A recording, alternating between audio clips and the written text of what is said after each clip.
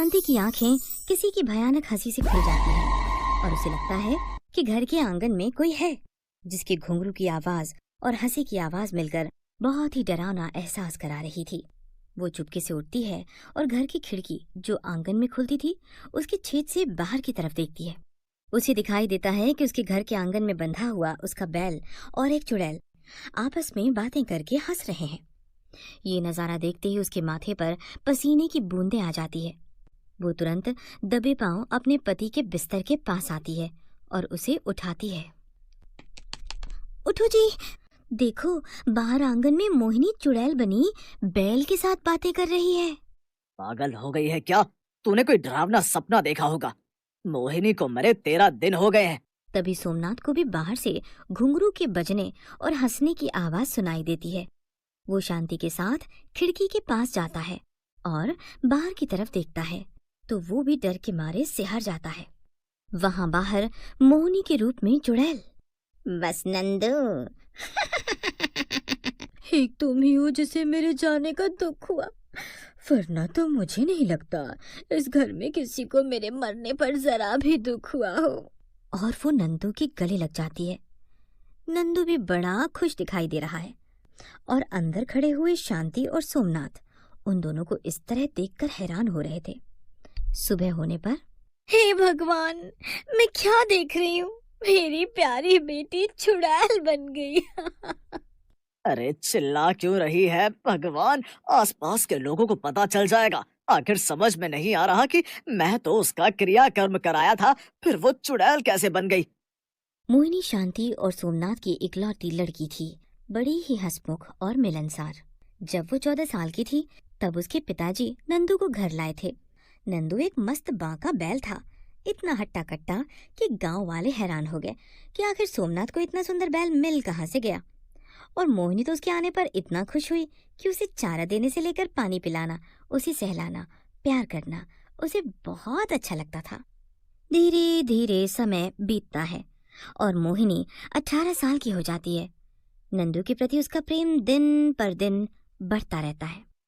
उन्हीं के पड़ोस में रहने वाला रामचरण एक दिन नंदू को अपने खेतों में जोतने के लिए लेकर जाता है।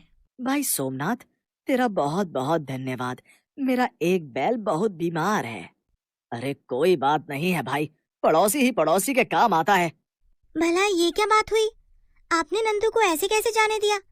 उसे खेतों में हल चलाना नहीं आता। अरे बिटिया, बैल का काम ही यही होता है। भला फिर बैल को क्या बैठाकर खाना खिलाएंगे? काम धंधा तो करवाएंगे ही ना। क्या बाबा, आप क्या उसे कम काम लेते हो? पूरे दिन कोल्हू में चलाते हो, पूरा दिन बेचारा गोल गोल घूमता ही रहता है। अरे काम के लिए ही लेकर आया था मैं उसे, और क्यों बावली हुई जा रही है? आ जाएगा शाम तक। नंदू के प्रति मोहिनी के प्रेम को दोनों समझते थे, किंतु जिस तरह मोहिनी आज इधर से उधर चक्कर काटते हुए शाम तक घूमती रही, उन्हें समझ ही नहीं आ रहा था कि आखिर मोहिनी के मन में चल क्या रहा है। और जैसे ही शाम को नंदू काम से वापस आता है, मोहिनी जाकर उसे गले लगा देती है और उसे जल्दी जल्दी नहला देती है। फिर उसे ताजा हरा घास खाने को देती है। क्यों रे नंदू, तूने काम पर जाने से मना क्यों नहीं किया? आज तो चला गया, लेकिन आइंदा मत जाना। हमारी मोहिनी तो नंदू को लेकर इतना ज्यादा परेशान हो जाती है। कभी कभी तो शांति, मुझे समझ ही नहीं आता इस लड़की का क्या होगा। अब तो मुझे भी बहुत चिंता होने लगी है। इतना लगाव भी अच्छा नहीं होता।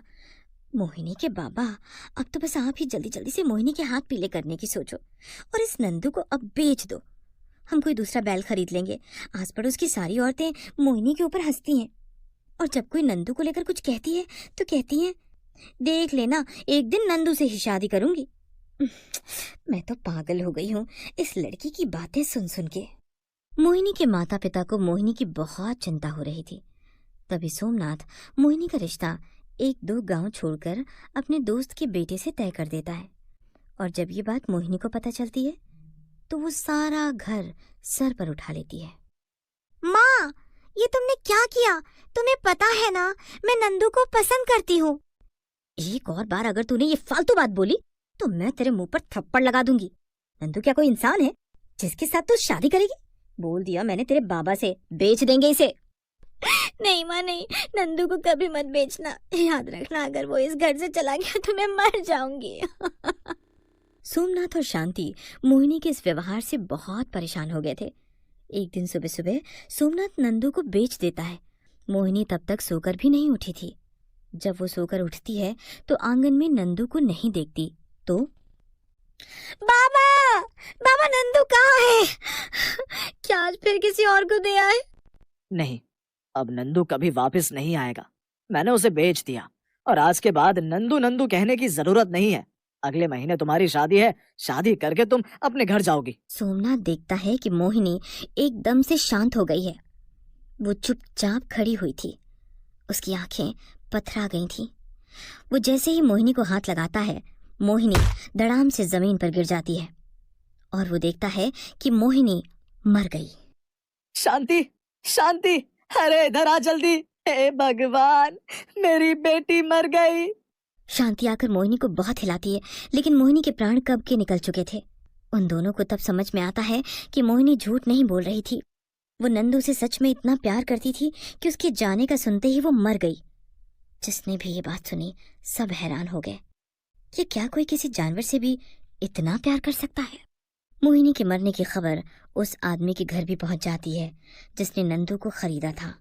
और ये सुनते ही नंदू अपनी रस्सी खूंटे से तुड़वाकर भागकर मोहिनी के यहाँ चला जाता है। मोहिनी के अर्थी के पास जाकर बैठकर रोने लगता है। ये दृश्य देखकर सबकी आंखों में आंसू आ जाते हैं। उसके बाद नंदू को खरीदने वाला बहुत कोशिश करता है कि वो नंदू को वहां से ले जाए, पर नंदू टस से मस नहीं होता और सोमनाथ उसके पैसे लौटा देता है। मोहिनी को मरे पूरे 13 दिन हो गए थे और आज मोहिनी चुड़ैल बनकर नंदू के साथ बाहर बातें कर रही थी। समझ नहीं आ रहा क्या करूं। मोहिनी के बाबा, देखो, जब तक वो हमारी बेटी थी हमें उसे प्यार था, बहुत प्यार था, आज भी है, लेकिन एक चुड़ैल से हम हमदर्दी नहीं दिखा सकते। सही कह रही है। मैं किसी पंडित को बुलाकर लाता हूँ, बात करता हूँ, देखते हैं वो क्या कहता है। फिर वो दोनों पंडित के पास जाते हैं। भाई देखो, मोहिनी का नंदू के प्रति प्यार तो सारी दुनिया जानती है। लगता है उसकी आत्मा को शांति नहीं मिली, इसीलिए वो चुड़ैल बन गई और अपने नंदू को नहीं छोड़ पा रही है। मैं शाम को आता हूँ, उसकी मुक्ति करा देते हैं।